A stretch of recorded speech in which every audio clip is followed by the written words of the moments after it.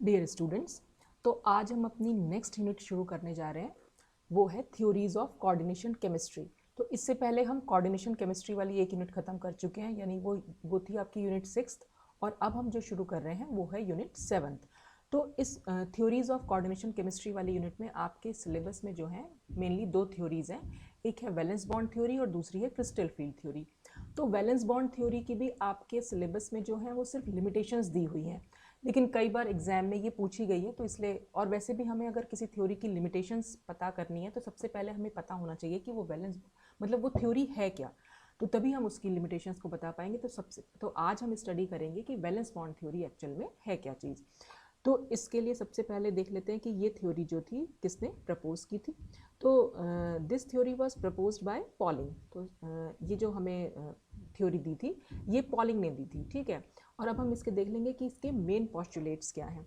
तो main postulates में जो हम सबसे पहला पॉइंट देखने जा रहे हैं वो ये है कि द सेंट्रल मेटल एटम और ion provides a number of vacant orbitals.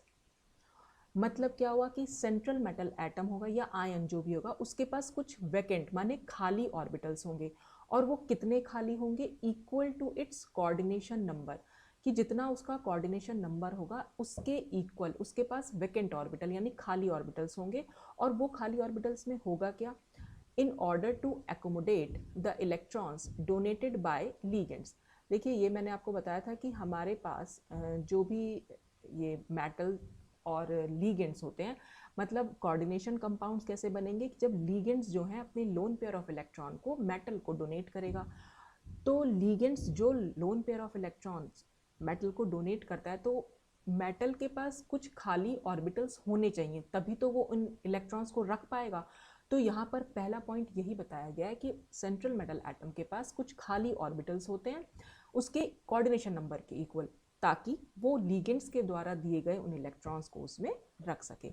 अब नेक्स्ट पॉइंट क्या है, the vacant atomic orbitals of central metal atom और ion undergo a certain type of hybridisation. यानी ये जितने भी वैकेंट एटॉमिक ऑर्बिटल्स यानी जो खाली एटॉमिक ऑर्बिटल्स होंगे सेंट्रल मेटल एटम के, ये कुछ हाइब्रिडाइजेशन शो करते हैं, ठीक है। और उस हाइब्रिडाइजेशन के समय होगा क्या कि during hybridization these orbitals mix up together and redistribute their energies. Hybridization के समय ये ऑर्बिटल्स आपस में मिक्स हो जाते हैं। हाइब्रिडेशन एक्चुअल में क्या था कि जितने भी एटॉमिक ऑर्बिटल्स हैं, अगर जैसे खाली ऑर्बिटल्स यहाँ पर बात कर रहे हैं हम उनकी, तो आपस में मिक्सिंग होती है। और मिक्सिंग क्यों होती है, क्योंकि वो ऑर्बिटल्स जो मिक्सिंग से पहले के ऑर्बिटल्स होंगे वो सब डिफरेंट डिफरेंट एनर्जीज के होते हैं।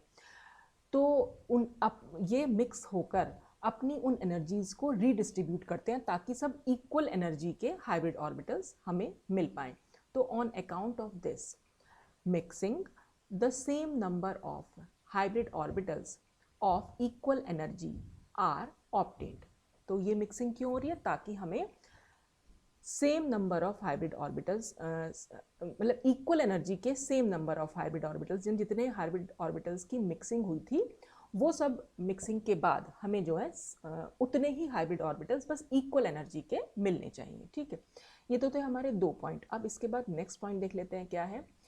तो इसमें नेक्स्ट पॉइंट है कि when ligand approach the central atom और ion the vacant hybrid orbitals of the central metal atom और ion overlap with the orbitals of ligands containing lone pair of electrons and form a strong ligand metal coordinate covalent bond। मतलब क्या हुआ इसका कि जब ये ligands जिनके पास की लोन पेयर ऑफ इलेक्ट्रॉन्स हैं ये मेटल एटम को अप्रोच करते हैं, तो मेटल एटम के जो खाली ऑर्बिटल्स हैं और लीगेंड्स के जो लोन पेयर वाले इलेक्ट्रॉन्स वाले ऑर्बिटल्स हैं उन दोनों के बीच में ओवरलैपिंग होती है। और इस ओवरलैपिंग से क्या बनता है, दोनों के बीच में एक कोऑर्डिनेट बॉन्ड बन जाता है, ठीक है।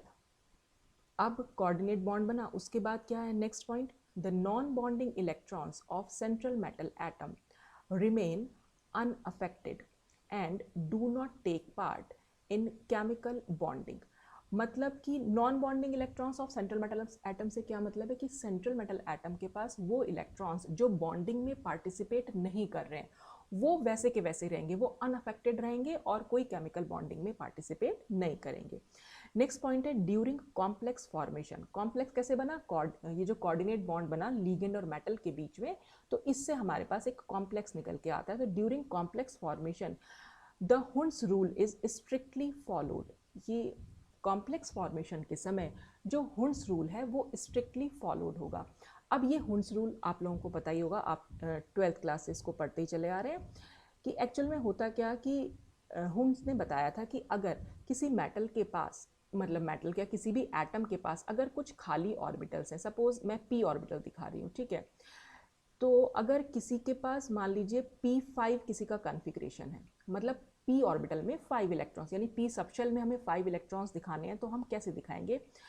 तो पहले तो ये जो जितने भी ऑर्बिटल्स होंगे वो पहले सिंगली फिल्ड होंगे, यानी सब में एक एक इलेक्ट्रॉन जाएगा। जैसे अगर एक इलेक्ट्रॉन इसमें गया तो फिर दूसरा यहाँ जाएगा और तीसरा यहाँ जाएगा, और जब ये तीनों भर जाएंगे उसके बाद अगर अभी इलेक्ट्रॉन्स बचे तब पेयरिंग स्टार्ट होगी, यानी अभी तो 3 ही इलेक्ट्रॉन भरे, हमें चाहिए 5 भरने हैं, तो 4th इलेक्ट्रॉन यहाँ पर पेयर अप होगा और 5th इलेक्ट्रॉन यहाँ पेयर अप होगा। तो कहने का मतलब ये है कि जितने भी खाली ऑर्बिटल्स होते हैं किसी भी एटम के पास, पहले वो सिंगली फिल्ड होते हैं, यानी सब में एक एक इलेक्ट्रॉन का होना जरूरी है, और उसके बाद जो है वो पेयरिंग स्टार्ट हो जाएगी। ठीक, अब नेक्स्ट पॉइंट क्या है? A complex is paramagnetic. Complex paramagnetic होगा या फिर डाईमैग्नेटिक होगा। पैरामैग्नेटिक कब होगा? अगर उसके पास इट कंटेन्स 1 और मोर अनपेयर्ड इलेक्ट्रॉन्स। ये तो आप लोगों को पता ही होगा कि कॉम्प्लेक्स, कोई भी कंपाउंड पैरामैग्नेटिक कब होता है? जब उसके पास अनपेयर्ड इलेक्ट्रॉन होते हैं, और अगर वही सारे इलेक्ट्रॉन्स उसके पास पेयर्ड होंगे तब हम उस कॉम्प्लेक्स को कहेंगे कि वो डाईमैग्नेटिक होगा। तो सिर्फ कोई भी कॉम्प्लेक्स जब हमारा यहाँ पर बन के आएगा तो हम देखेंगे कि या तो वो डाईमैग्नेटिक बनेगा या वो पैरामैग्नेटिक। तो आपको ध्यान रखना है, पैरामैग्नेटिक मीन्स अगर उसके पास कोई अनपेयर्ड इलेक्ट्रॉन है, और डाईमैग्नेटिक, डाई से हमें क्लियर भी हो रहा है, डाई मीन्स आप ऐसे समझ सकते हैं 2। अगर आपको ना भी ध्यान रहे कि पैरा का क्या मतलब था और डाई का क्या मतलब, तो डाई का मतलब 2, इसका मतलब इलेक्ट्रॉन्स जो हैं डाईमैग्नेटिक में पेयर्ड अप होने चाहिए, जबकि पैरामैग्नेटिक में अनपेयर्ड इलेक्ट्रॉन होने चाहिए। तो ये कुछ पॉस्टुलेट्स थे वैलेंस बॉन्ड थ्योरी के। अब इसी वैलेंस बॉन्ड थ्योरी की हम कुछ एप्लीकेशंस देख लेंगे, क्योंकि अभी तो हमने सिर्फ पॉइंट्स पढ़े, अब इन पॉइंट्स को कैसे अप्लाई करेंगे वो हम देख लेते हैं। तो नेक्स्ट आता है इसमें applications of valence bond theory. तो वैलेंस बॉन्ड थ्योरी की हेल्प से हम क्या कर सकते हैं? जो भी कोऑर्डिनेशन कंपाउंड्स का स्ट्रक्चर है या उसकी जो ज्योमेट्री है वो हम इजीली एक्सप्लेन कर सकते हैं। तो स्ट्रक्चर या शेप जो है वो हम इस थ्योरी के बेसिस पर कैसे एक्सप्लेन करेंगे वही हम सबसे पहले देख लेते हैं। तो हम जो कोऑर्डिनेशन कंपाउंड्स पढ़ते चले जा रहे हैं अभी तक, जैसे आपने आइसोमेरिज्म में भी देखा होगा, और हमारे लिए जो इंपॉर्टेंट भी हैं वो 4 कोऑर्डिनेशन कंपाउंड्स हैं या 6 कोऑर्डिनेशन कंपाउंड्स हैं। मतलब या तो मेटल एटम का कोऑर्डिनेशन नंबर 4 होगा या फिर उसका कोऑर्डिनेशन नंबर 6 होगा। और 6 कोऑर्डिनेशन, सबसे पहले हम देख लेते हैं 6 कोऑर्डिनेशन कंपाउंड्स, जिसमें हमारे पास जो ज्योमेट्री निकल के आएगी वो होगी ऑक्टाहेड्रल कॉम्प्लेक्सेस। अगर मेटल के पास 6 लीगेंड्स होंगे, मोनोडेंटेड लीगेंड्स की बात कर रही हूँ मैं, या फिर 6 डोनर एटम्स होंगे, तो वो जो ज्योमेट्री बन के आएगी उसकी होगी वो ऑक्टाहेड्रल कॉम्प्लेक्स। तो वो ऑक्टाहेड्रल ज्योमेट्री होगी, और ऐसे कॉम्प्लेक्सेस को हम ऑक्टाहेड्रल कॉम्प्लेक्सेस बोलते हैं। और ये ऑक्टाहेड्रल कॉम्प्लेक्सेस भी 2 टाइप्स के होते हैं। तो सबसे पहले हम देख लेंगे इसमें, एक होते हैं इनर ऑर्बिटल कॉम्प्लेक्सेस और दूसरे होते हैं आउटर ऑर्बिटल कॉम्प्लेक्सेस। तो पहले हम बात करते हैं इनर ऑर्बिटल कॉम्प्लेक्सेस की। तो ये जो इनर ऑर्बिटल कॉम्प्लेक्सेस होते हैं इनमें एक्चुअल में हाइब्रिडाइजेशन जो होगा वो D2sp3 हाइब्रिडाइजेशन होगा। आप लोगों ने पढ़ा हुआ भी होगा कि किस किस ज्योमेट्री, मतलब किस किस हाइब्रिडाइजेशन से हमें क्या क्या ज्योमेट्री मिलती है। तो अगर नहीं पढ़ा हुआ है तो एक बार आप उसको पढ़ लीजिएगा कि कहाँ कहाँ किस किस ज्योमेट्री से हमें कौन से हाइब्रिडाइजेशन पता चलता है, या किस किस हाइब्रिडाइजेशन से हमें क्या क्या ज्योमेट्री मिलती है। ठीक, तो D2sp3 हो या sp3D2 हो, हमें हमेशा ऑक्टाहेड्रल ज्योमेट्री मिलती है। तो इनर ऑर्बिटल कॉम्प्लेक्सेस जो होते हैं वो हमेशा D2sp3 हाइब्रिडेशन शो करते हैं। इसमें जो ये d ऑर्बिटल है, ये अंदर वाला d यानी इनर ऑर्बिटल हम यूज करते हैं, इनर d ऑर्बिटल। अभी मैं आपको एग्जांपल के थ्रू बताऊंगी कि कैसे इनर ऑर्बिटल। तो जो अंदर वाला शेल है उसका d ऑर्बिटल हम इसमें यूज करते हैं, इसलिए हम इसको इनर ऑर्बिटल कॉम्प्लेक्स बोल दे रहे हैं। और इन कॉम्प्लेक्सेस में होगा क्या? These complexes usually contain lesser number of unpaired electrons. इन वाले कंपाउंड्स में आपको बहुत कम नंबर के अनपेयर्ड इलेक्ट्रॉन दिखेंगे। और इसीलिए हम ऐसे कॉम्प्लेक्सेस को बोल देते हैं लो स्पिन कॉम्प्लेक्सेस, या हम बोल देते हैं स्पिन पेयर्ड कॉम्प्लेक्सेस। तो यानी जनरली हमें जो यहाँ पर देखने को मिलेंगे वो अनपेयर्ड इलेक्ट्रॉन हमें कम देखने को मिलेंगे, ठीक है। और अगर हमें वो कम देखने को मिलेंगे तो इसीलिए हम उसका नाम जो यहाँ पर लो स्पिन कॉम्प्लेक्सेस बोल दे रहे हैं। या हम ये भी कह सकते हैं ज़्यादातर इन कॉम्प्लेक्सेस में हमें पेयर्ड इलेक्ट्रॉन्स देखने को मिलेंगे, या हम यूँ भी कह सकते हैं कि ये इलेक्ट्रॉन ज़्यादातर डाई मैग्नेटिक होते हैं, ठीक है। जैसे फॉर एग्जाम्पल के तौर पर हम देख ले रहे हैं FeCN6 4-, ठीक। तो अब ये जो FeCN6, अब आप यहाँ पर देख भी पा रहे हैं, ये हमारा सेंट्रल एटम है FeCN6, यानी कि 6 मोनोडेंटेट लिगेंड जुड़े हुए हैं इससे। तो ये इससे हमें जो ज्योमेट्री मिलेगी वो हमारी ऑक्टाहेड्रल मिलेगी। तो अब इसका फॉर्मेशन कैसे होगा according to valence bond theory, वो हम नेक्स्ट स्लाइड में देखते हैं। देखिए इसमें क्या बताया गया है। इसमें सबसे पहले कोई भी कॉम्प्लेक्स अगर आपको बनाने को आता है तो सबसे पहले आपको मेटल की ऑक्सीडेशन स्टेट पता होनी चाहिए, ठीक है। ये तो पूरा थ्योरेटिकल पॉइंट है, आगे मैं पूरा डायग्राम की हेल्प से समझाऊंगी आपको। तो सबसे पहले आप ऑक्सीडेशन स्टेट निकालेंगे। तो ऑक्सीडेशन स्टेट मैंने आपको निकालना बताया हुआ है अपने प्रीवियस वीडियोस में कि मेटल की ऑक्सीडेशन स्टेट आप कैसे निकाल सकते हैं। तो यहाँ पर आयरन की ऑक्सीडेशन स्टेट है +2, ठीक। तो सबसे पहला काम हमारा ऑक्सीडेशन स्टेट निकालना मेटल की। दूसरा काम होता है कि हमें उसका पता होना चाहिए valence shell electronic configuration. Valence shell से क्या मतलब, आयरन का आउटर मोस्ट इलेक्ट्रॉनिक कॉन्फ़िगरेशन। तो आयरन का आउटर मोस्ट इलेक्ट्रॉनिक कॉन्फ़िगरेशन होता है 3d6 4s2। तो अब जब इसका आउटर मोस्ट कॉन्फ़िगरेशन है 3d6 4s2, तो हम दिखा रहे हैं Fe, और ऑक्सीडेशन स्टेट हम दिखा रहे हैं यहाँ पर Fe+2। Fe+2 का मतलब इसमें 2 इलेक्ट्रॉन्स कम है। तो जब हम 3d6 4s2 लिख रहे हैं तो 4s यानी आउटर मोस्ट ऑर्बिटल से इलेक्ट्रॉन्स जो है निकल जाएंगे, क्योंकि +2 चार्ज है, इसका मतलब 2 इलेक्ट्रॉन्स की कमी है। तो वो 4s2 वाले इलेक्ट्रॉन्स निकल जाते हैं और खाली बचता है इलेक्ट्रॉनिक कॉन्फ़िगरेशन 3d6, ठीक। अब क्या होगा, उसके बाद हमारे पास मेटल एटम आ गया, मेटल आयन आ गया। अब CN जो इसके लीगेंड्स हैं वो क्या करेंगे, इसको अप्रोच करेंगे, और CN लीगेंड्स हमारे स्ट्रॉन्ग लीगेंड्स होते हैं, ठीक है। तो जो ये जो साइनाइड लीगेंड हमने दिखा रखे हैं CN-, यानी अब हम जो इसको बोलते हैं साइनिडो लीगेंड्स। तो ये जो जब सेंट्रल एटम को अप्रोच करेंगे तो ये क्या करते हैं, जितने भी आयरन के जो ये आयन है Fe+2 आयन जो है, अगर इसमें कोई अनपेयर्ड इलेक्ट्रॉन्स हैं तो इन सबको वो पेयर अप करता है। एक चीज़ आप ध्यान रखिएगा, अगर कॉम्प्लेक्स में स्ट्रॉन्ग लीगेंड हैं तो स्ट्रॉन्ग लीगेंड्स जितने भी अनपेयर्ड इलेक्ट्रॉन मेटल एटम में प्रेजेंट होते हैं उनको पेयर अप करता है।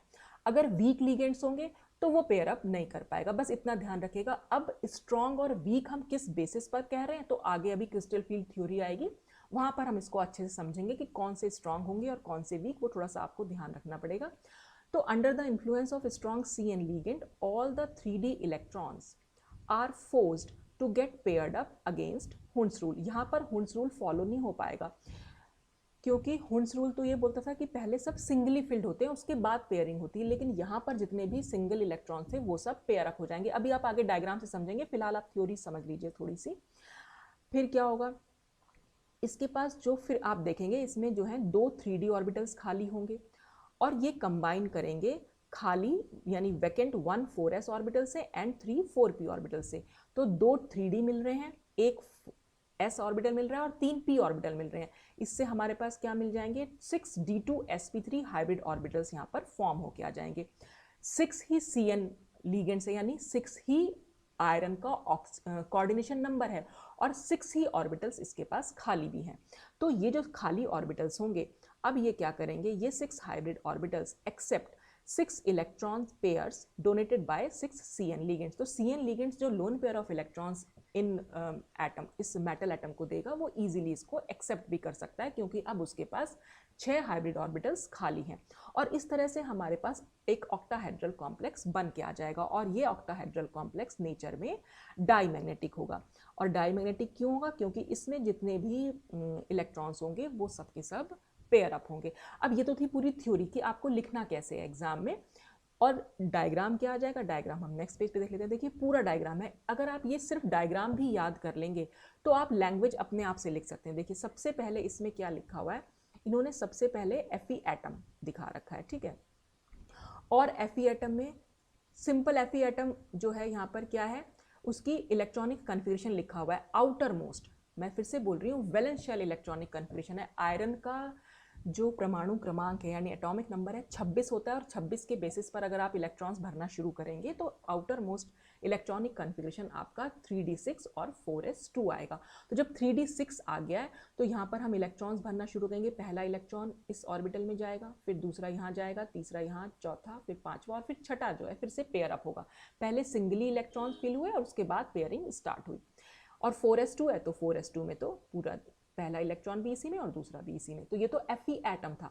अब जब हमने ऑक्सीडेशन स्टेट निकाली इस FeCN6 आयन में, तो आयरन की ऑक्सीडेशन स्टेट निकल के आ गई +2, यानी अब ये बन गया Fe+2 आयन, यानी इसमें से 2 इलेक्ट्रॉन की कमी दिखानी है हमें। 2 इलेक्ट्रॉन निकल चुके हैं, तो 2 इलेक्ट्रॉन निकलेंगे कहाँ से? आउटर मोस्ट ऑर्बिटल से, यानी 4s ऑर्बिटल से इलेक्ट्रॉन निकल जाते हैं। इसीलिए हमने ये वाला जो ऑर्बिटल है वो बिल्कुल खाली दिखाया है। तो अब इसके पास कितने बचेंगे? खाली 3d6 बचेंगे। ठीक, अब फिर से क्या होगा? अब CN लिगेंड्स जो है इसको अप्रोच करेगा, तो Fe+2 आयन फिर हम बनाएंगे under the influence of strong CN ligands. तो जो हम पिछली बार पेयरिंग की बात करते थे पिछले पेज पर, वो यही थी कि देखिए जो ऊपर वाली अगर आप देखें ये यहाँ पर इस वाले इसमें, तो यहाँ पर आपको क्या दिख रहा है? ये जो 4 हैं इसके पास अनपेयर्ड इलेक्ट्रॉन, लेकिन जैसे ही CN लिगेंड इसको अप्रोच करेगा आयन को, तो ये जो 4 अनपेयर्ड थे अब ये पेयर अप हो जाएंगे। जब ये पेयर अप हो जाएंगे तो 4 इलेक्ट्रॉन्स को हमें इन्हीं दोनों ऑर्बिटल्स में दिखाना पड़ेगा। देखिए ये तो पूरा का ये तो हमारा एज इट इज है,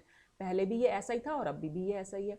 यहाँ पर क्या हो, क्योंकि यहाँ पर एक इलेक्ट्रॉन दिखा रखा है और हमें दिखानी है पेयरिंग, तो दूसरा इलेक्ट्रॉन भी यहीं आ जाएगा, तीसरा इलेक्ट्रॉन यहाँ, चौथा इलेक्ट्रॉन यहाँ, तो चारों इलेक्ट्रॉन्स जो है हमारे पेयर अप हो जाएंगे।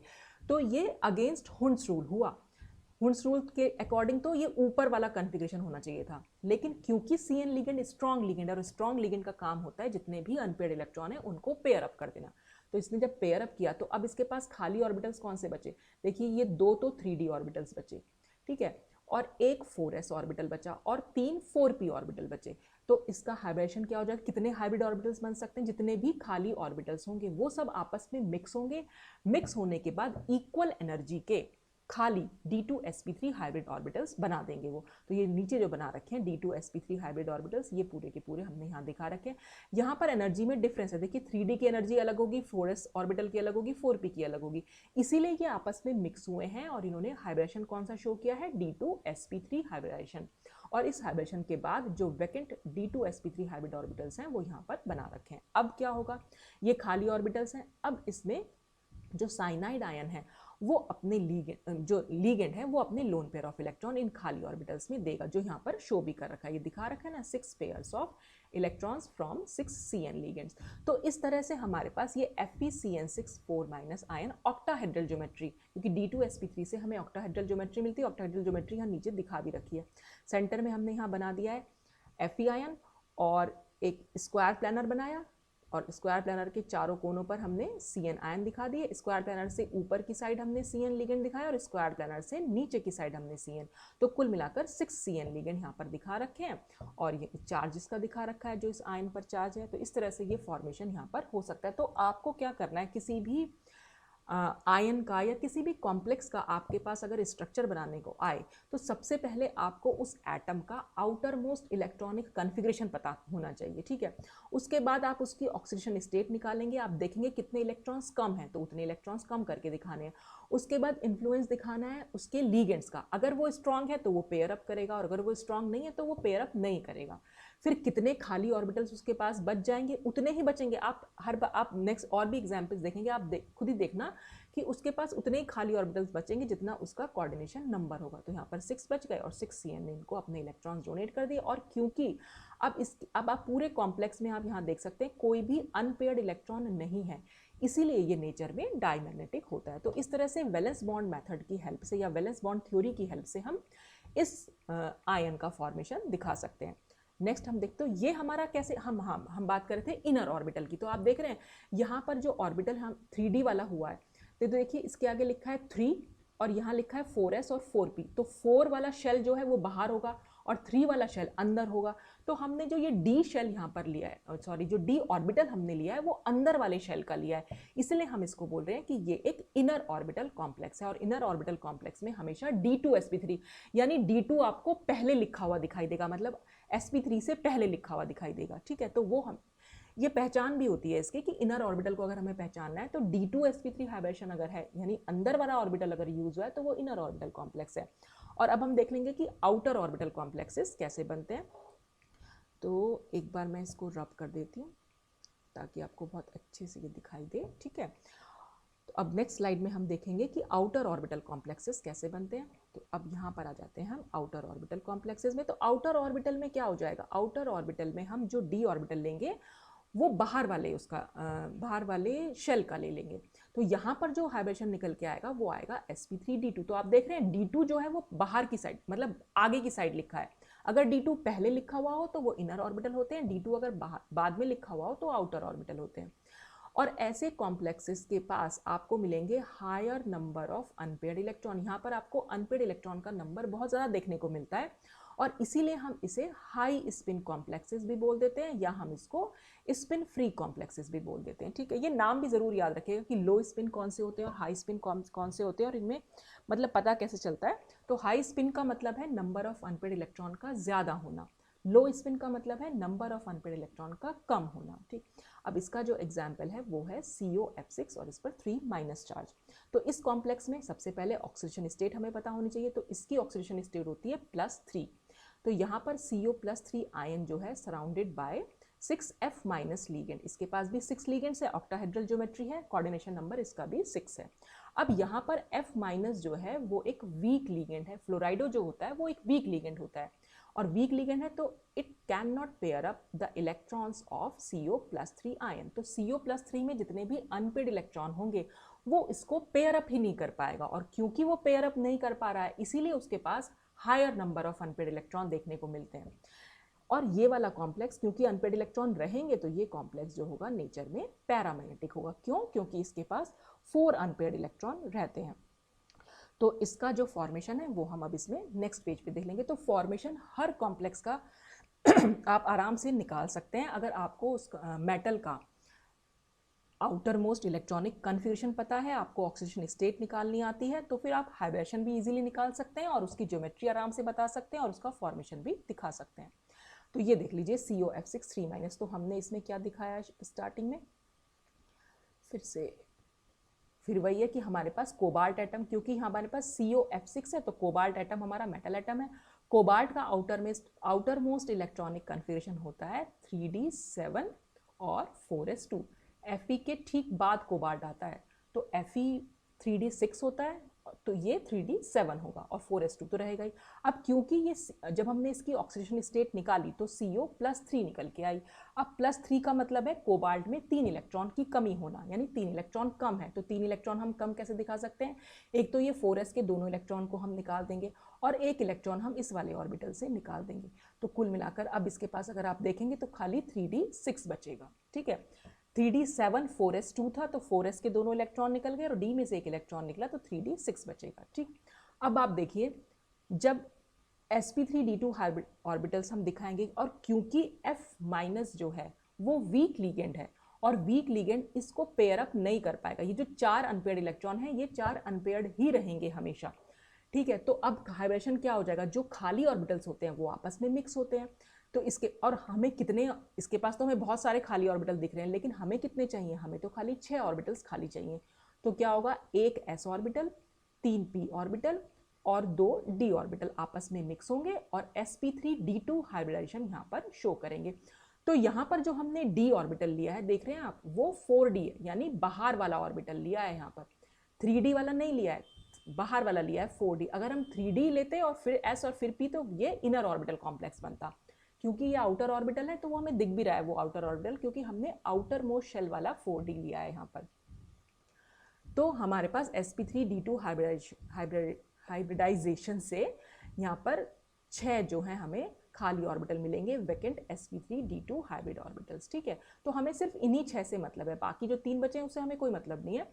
अब क्या होगा, जो F- लीगेंड्स हैं यानी फ्लोराइडो लीगेंड्स हैं वो लोन पेयर ऑफ इलेक्ट्रॉन्स हर एक ऑर्बिटल में डाल देंगे और इस तरह से हमारा जो कॉम्प्लेक्स बन जाएगा वो ऑक्टाहेड्रल ज्योमेट्री का बनेगा। और ये ऑक्टाहेड्रल ज्योमेट्री नीचे शो कर रखी है, बिल्कुल वैसे ही जैसे अभी हमने FeCN6 की देखी थी, बस उसमें और इसमें यही डिफरेंस, दोनों ऑक्टाहेड्रल कॉम्प्लेक्सेस हैं, बस वो इनर ऑर्बिटल कॉम्प्लेक्स है और ये आउटर ऑर्बिटल कॉम्प्लेक्स है। और यहाँ पर अगर आप देखें तो हमें जो दिखाई दे रहा है यहाँ पर सारे के सारे, जो यहाँ पर तो पेयर अप दिखाई दे रहे हैं, लेकिन ये देख रहे हैं 4 अनपेयर्ड इलेक्ट्रॉन है इसके पास ओवरऑल अगर हम देखें तो। क्योंकि 4 अनपेयर्ड इलेक्ट्रॉन है इसलिए ये जो है नेचर में पैरामैग्नेटिक होता है। ठीक, तो ये तो था ऑक्टाहेड्रल ज्योमेट्री के बारे में, यानी कि कोऑर्डिनेशन नंबर अगर 6 हुआ मेटल का।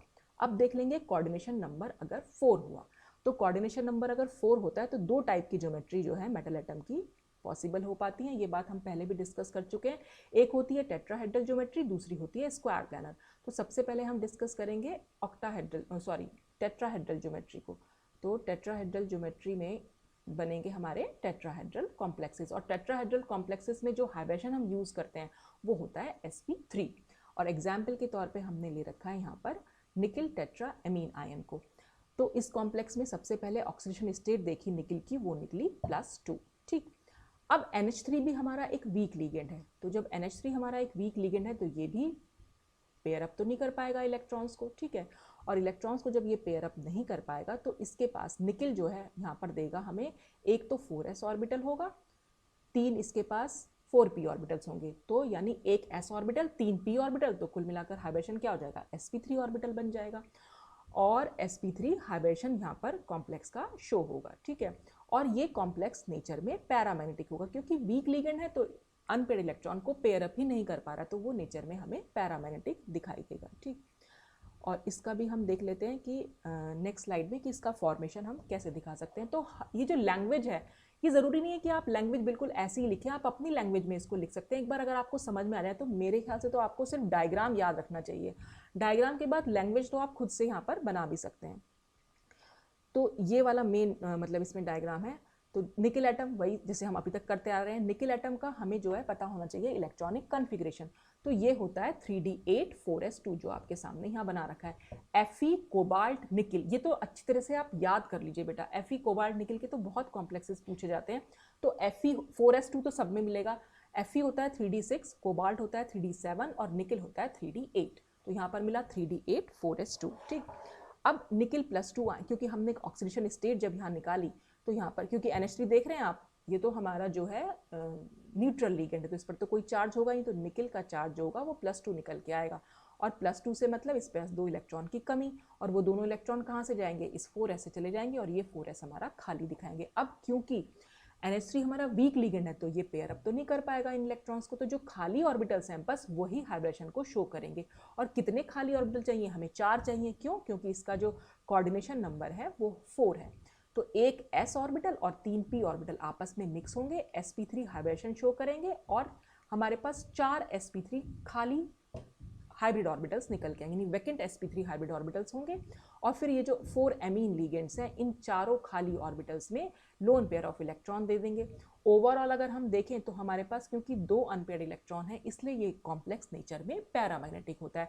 और टेट्राहेड्रल ज्योमेट्री निकल के आई sp3 हाइब्रिडेशन से। टेट्राहेड्रल ज्योमेट्री को हम इस तरह से दिखा सकते हैं, निकिल को हमने यहाँ बीच में बनाया, 4 लिगेंड्स हमें इसके 4 कोनों में। टेट्राहेड्रल ज्योमेट्री में 109.5 डिग्री एंगल होता है, बस उसी हिसाब से हमने इसकी ज्योमेट्री जो है यहाँ पर शो कर दी। तो वैलेंस बॉन्ड मेथड से ये निकिल टेट्रा एमीन आयन हम कैसे फॉर्म कर सकते हैं वो आपके सामने था। अब नेक्स्ट स्लाइड में हम देखेंगे कि स्क्वायर प्लानर कॉम्प्लेक्सेस क्यों, क्योंकि हमें तो 4 कोऑर्डिनेशन नंबर देखना था। 4 कोऑर्डिनेशन में हमने सबसे पहले टेट्राहेड्रल कॉम्प्लेक्सेस देखे, अब हम देखेंगे इसमें square planar complexes. Square planar complexes में हाइब्रिडेशन होता है dsp2, यानी निकिल के पास यहाँ पर एक d ऑर्बिटल, एक s ऑर्बिटल और 2 p ऑर्बिटल खाली होने चाहिए, और वो होंगे भी। इस कॉम्प्लेक्स में भी निकिल की जो ऑक्सीडेशन स्टेट है बेटा वो +2 ही है, लेकिन अब की बार क्या होगा, Cn क्योंकि एक स्ट्रॉन्ग लिगेंड है, तो स्ट्रॉन्ग लिगेंड क्या करता है, जितने भी अनपेयर्ड इलेक्ट्रॉन होते हैं उन सबको पेयर कर देता है। पेयर अप किया इसने, पेयर अप करने के बाद निकिल के पास बचेगा एक d ऑर्बिटल, एक s ऑर्बिटल और 2 p ऑर्बिटल, और ये शो करेंगे dsp2 हाइब्रिडाइजेशन को। और अब की बार हमें यहाँ पर कोई भी अनपेयर्ड इलेक्ट्रॉन देखने को नहीं मिलेगा, इसलिए ये कॉम्प्लेक्स नेचर में डायमैग्नेटिक होता है। और इसको फिर हम नेक्स्ट स्लाइड में देख भी सकते हैं कि कैसे ये डायमैग्नेटिक होगा। तो ये था स्क्वायर प्लानर कॉम्प्लेक्सेस।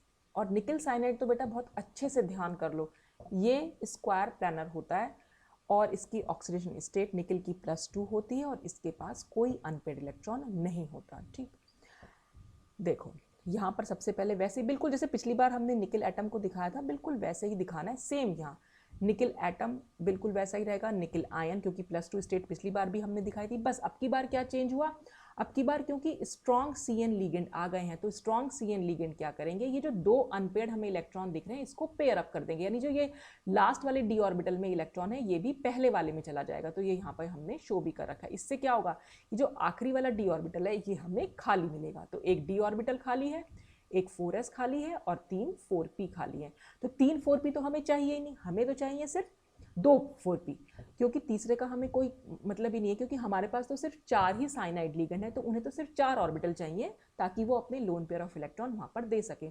तो एक d ऑर्बिटल, एक s ऑर्बिटल और 2 p ऑर्बिटल आपस में मिलके dsp2 हाइब्रिडेशन शो करेंगे और हमें देंगे वैकेंट dsp2 हाइब्रिड ऑर्बिटल्स। तो ये इस वाले से हमें कोई मतलब नहीं है, ठीक है। और यहाँ पर ये लोन पेयर ऑफ इलेक्ट्रॉन्स दिखा रखे हैं, 4 pair of electrons from 4 CN ligands. और यहाँ हमें ज्योमेट्री क्या मिलेगी, यहाँ पर ज्योमेट्री हो जाएगी स्क्वायर प्लानर। और स्क्वायर प्लानर ज्योमेट्री को हम कैसे दिखा सकते हैं, निकल और हर कॉर्नर में हमने CN लिगेंड को यहाँ शो कर दिया। ठीक, तो इस तरह से हमारी वैलेंस बॉन्ड मेथड की हेल्प से आप किसी भी कॉम्प्लेक्स की या किसी भी आयन की ज्योमेट्री को शो कर सकते हैं। बस आपको क्या रखना है, आपको मतलब अपने ध्यान में क्या चीज़ें रखनी है, एक तो जो भी सेंट्रल एटम है उसका आउटर मोस्ट इलेक्ट्रॉनिक कन्फिग्रेशन, फिर उसकी ऑक्सीडेशन स्टेट, फिर लीगेंड आपका स्ट्रॉन्ग है कि वीक है। अगर स्ट्रॉन्ग है, और ये स्ट्रॉन्ग और वीक आपको धीरे धीरे करके मालूम पड़ जाएगा आगे जाके, हम आगे वाले वीडियोज़ में क्रिस्टल फील्ड थ्योरी को जब डिस्कस करेंगे। तो अगर वीक है तो आप पेयरिंग नहीं दिखाएंगे, अगर स्ट्रॉन्ग है तो पेयरिंग दिखा देंगे, ठीक है। उसके बाद जितने खाली ऑर्बिटल्स आपको दिखेंगे उसमें आप देख लीजिए कोऑर्डिनेशन नंबर क्या बैठ के आ रहा है, तो कोऑर्डिनेशन नंबर के अकॉर्डिंग ही आप उतने ही खाली ऑर्बिटल्स का हाइब्रिडेशन शो करेंगे और उसके बाद उसमें लोन पेयर ऑफ इलेक्ट्रॉन दिखा देंगे। ज्योमेट्री आपको खुद से पता चल जाएगी उसकी तो क्या होती है। तो ये पूरा था वैलेंस बॉन्ड थ्योरी के बारे में। तो ये क्या पोस्टुलेट्स थे और क्या एप्लीकेशंस थी वो तो हमने आज डिस्कस किया। अब नेक्स्ट वीडियो में हम इस वैलेंस बॉन्ड थ्योरी की लिमिटेशंस को डिस्कस करेंगे। तो आज के लिए बस इतना ही। Thanks for watching.